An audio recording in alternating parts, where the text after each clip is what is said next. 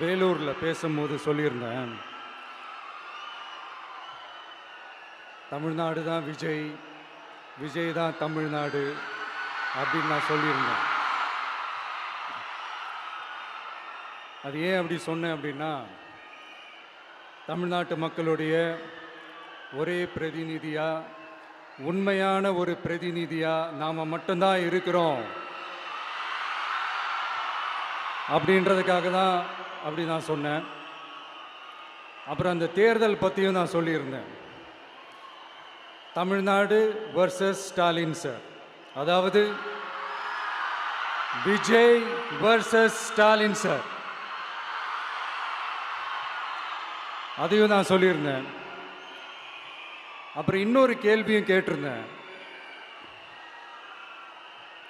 இது தமிழ்நாடு சட்டசபைக்கான ஒரு தேர்தல், இதை ஏன் தமிழ்நாட்டுக்கும் டெல்லிக்குமான ஒரு எலெக்ஷன் சொல்கிறீங்க அப்படின்னு நான் கேட்டிருந்தேன். உடனே விஜய் பாஜகவுக்காக பேசுகிறாரு அப்படின்லாம் திருச்சி பேச ஆரம்பிச்சிட்டாங்க.